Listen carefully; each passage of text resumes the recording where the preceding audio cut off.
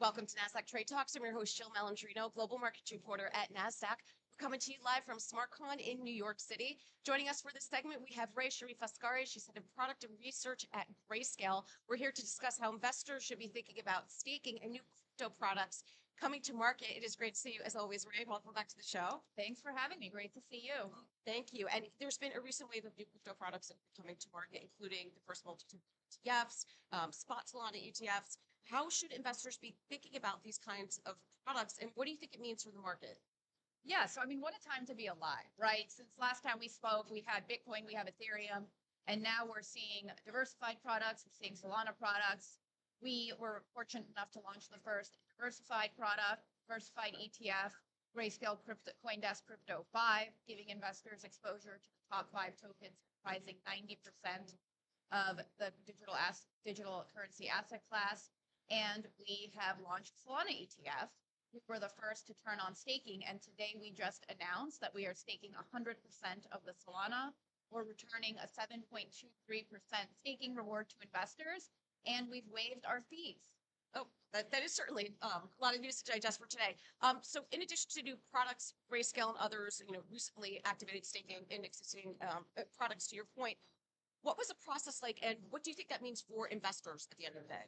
So staking is really important because now from an investor perspective, crypto is not just a diversifying asset or technology upside or store of value. It's an income generating asset class, and we need to return that value to investors. So initially regulators were hesitant to let ETF stake because given the unbonding times, there was some concerns around liquidity mismatches and what that might mean for honoring redemptions. We and others in the industry worked with regulators to get them comfortable. That is why staking was part of the generic listing standards. And just as a data point, when we did that work, we calculated that if the Ethereum ETFs at the time staked half of their Ethereum 10 years, that would result in a $5.5 billion return for investors.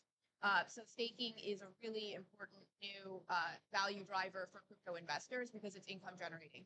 So when you talk to retail investors, you're talking to institutional investors, as it relates to crypto, what types of asset classes do they still consider, what type of assets do they still consider more niche, if you will?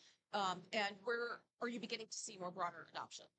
Yeah, so again, when I joined the space, we were talking about tulips and Bitcoin, and now it's a question not of, is this real or should I look at it, but how do I allocate? How do I think about the other 50% of the crypto market cap beyond Bitcoin? How do I think about diversification? So ultimately, there's 3 and now 4 narratives that are important.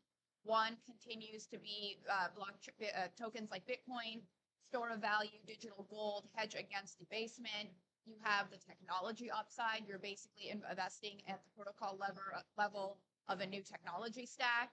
You have the uncorrelated return stream over the long term. So it's a diversifying asset. And now it is income generating. So those are sort of the 4 ways that investors are contextualizing crypto from an investment and portfolio perspective.